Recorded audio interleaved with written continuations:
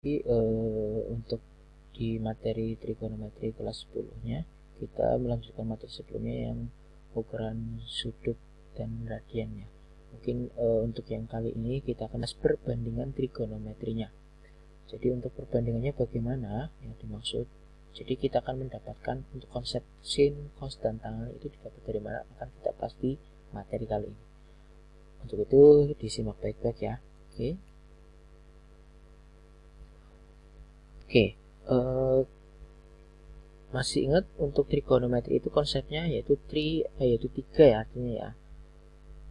Trigonometri, metri itu ukurannya. Jadi perbandingan untuk ukuran tiga sudut yang dimaksudnya. Tiga ya. Tiga. Misalkan di sini ada sebuah segitiga. Ya, segitiganya siku-siku ya. Karena trigonometri itu kaitannya dengan segitiga siku-siku. Misalkan antara ini anggaplah segitiga siku-siku. Nah biasanya misalkan di sini ada segitiga siku-sikunya berada di bidang kartesius ya. Oke, di sini sumbu y-nya, sumbu x-nya. Nah misalkan di sini ditanyakan sudut alfanya. Oke, untuk sudut alfanya ya, untuk kita akan mencari sinnya. Misalkan kita akan mencari sin alfanya. Oke, konsepnya adalah untuk sin itu depan dibagi sisi miring. Ya, sisi depan dibagi sisi miring. Saya singkat ya, sisi miring.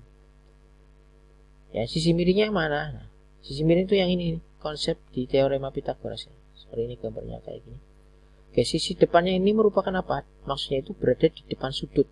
Sisi yang berada di depan sudut yaitu ini nih, yaitu sumbu y ya, yaitu y per sisi miringnya, yaitu biasa disebut kalau di sekolah itu menyebutnya hipotenusa atau dilambangkan huruf R gitu ya. Di sini saya hurufkan lambangkan huruf R.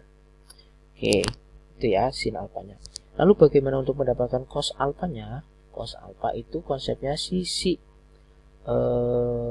samping dibagi sisi miring.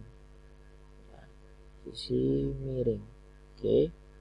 Atau disingkat ambil depannya sami gitu. Kalau sin itu demi gitu ya. Samping maksudnya sisi samping yang mana? Itu sisi yang berada di samping sudut. Nah, samping kan bisa R juga. Iya, tapi R-nya kan ini udah patokan ya, udah dari sini ini bukan sisi samping ya. Karena sisi sampingnya ini di sini R-nya itu hipotenusa atau sisi miringnya. Sedangkan yang dimaksud samping itu yang di sini ya nih. Nah, yang bawah nih itu berada di sumbu X. Oke. X per sisi miringnya R. Oke, ini cos alfanya. Untuk mendapatkan tetanya, untuk mendapatkan tangannya dari mana? Nah, tangan itu tadi depan sudah dipakai, miring juga disamping sama samping sama miring juga sudah dipakai. Kalau tangan itu, tangan alfa ya, tangan alfa itu didapat sisi depan dibagi sisi samping. Nah, sisi samping. Ya, depannya di sini tadi y, sampingnya itu x. Oke, atau disingkat desa ya. Kalau sin itu demi, cos itu sami, tan itu desa. Oke, sebenarnya tan itu juga didapat ya, tan itu juga didapat dari sin per cos. Nah, sedangkan sinnya sendiri itu apa? Sinnya itu y per r dibagi dengan cosnya itu x per r. R-nya tinggal coret aja sehingga menjadi sisanya y per x, sama aja ya. Pokoknya kalau ada tan itu bisa didapat sin per cos gitu. Oke, berikutnya selain sudut ini ada lagi nggak sih? Ada yang namanya itu kosekan.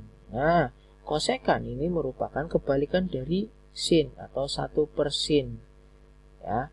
Untuk 1 per sin itu depan dibagi kosekan sin itu depan dibagi miring. Sedangkan kosekan kebalikan dari sin, berarti miring dibagi depan ya. Miring dibagi depan. Atau dalam hal ini bisa kita lambangkan R per Y ya, kebalikannya sin ya yang ini ya. Oke, ini kosekan. Sedangkan sekan itu kebalikannya dari cos. Justru kalian jangan kebalik ya, mentang-mentang di sini cos sekan itu kebalikan dari cos, enggak. Cos sekan itu kebalikan dari sini, sedangkan sekan itu kebalikan dari cos atau 1 per cos alfa. Oke. Sehingga kebalikan dari kebalikan dari cos itu sendiri kan, kalau cos sendiri samping bagi miring.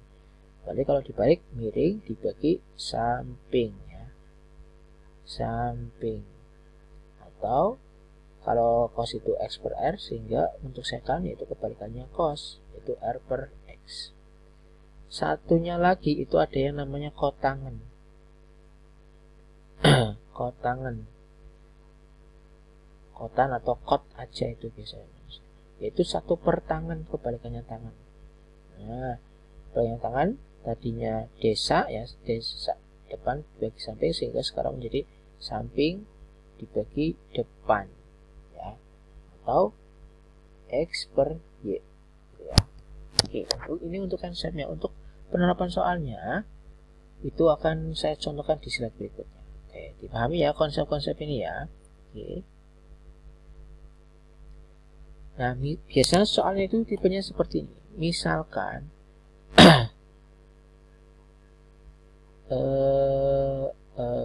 yang contohnya ini dulu, D1 dulu. Nah, misalkan ada sebuah segitiga siku-siku, di sininya 3, di sininya 4 ya. Sini ada segitiga A, B, C. Ditanyakan itu sin A. Nah, ya. Sin A berarti di sin berarti sin sudut A-nya ya. Sudut A di mana? Berarti sini. Oke.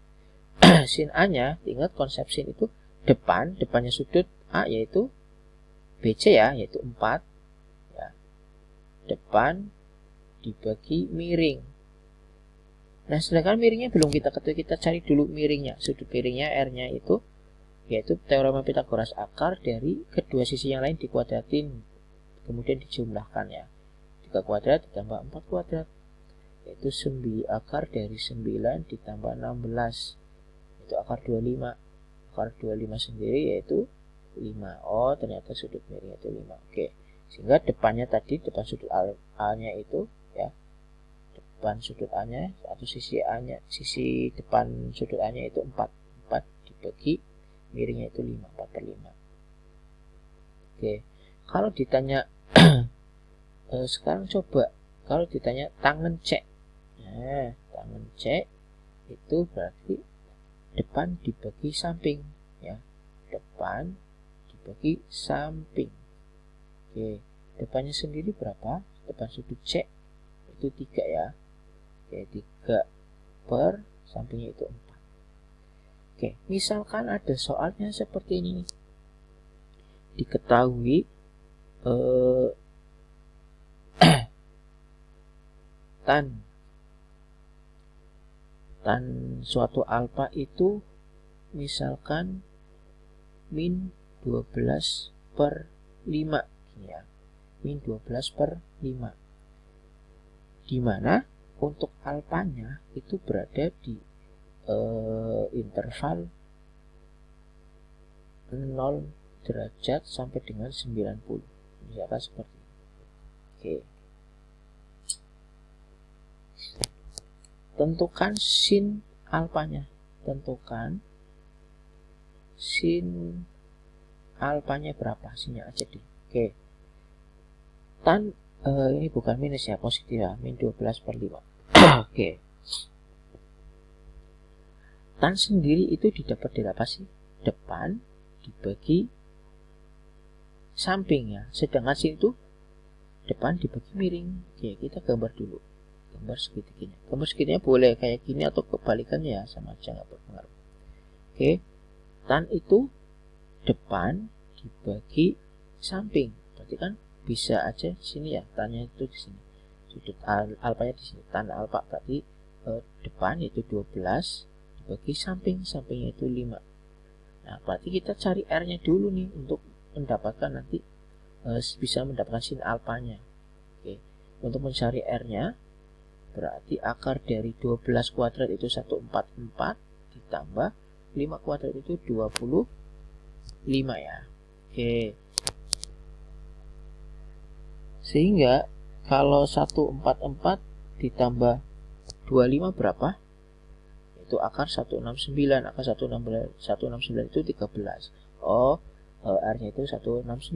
Sehingga untuk mendapatkan sin alfa, yaitu depan, ya sisi depan dibagi sisi miring. Nah, depannya itu 12, miringnya itu 13. Oke. Ini penjelasan untuk konsep dasar trigonometrinya ya, mendapatkan tangen, sin, cos ya. Untuk kosekannya gimana? Misalkan di sini saya tanyakan kosekan alfanya nih. Ya udah, kosekan kan konsepnya kebalikan dari sin kan, 1/sin alfa. Sehingga kebalikan dari sinnya tadi sin 12/3, sekarang kosekan berarti tinggal dibalik 13/12. Ya. Oke, sampai sini semoga bisa dipahami. Untuk next materinya yaitu tentang nilai sudut trigonometri di masing-masing kuadran. Jadi itu enggak semua sudut trigonometri itu enggak nilainya ya. Kalau di kuadran pertama, 2 dan 3 serta 4 itu masing-masing akan berbeda untuk sin dan cos tatannya. Oke, sampai jumpa di pertemuan berikutnya.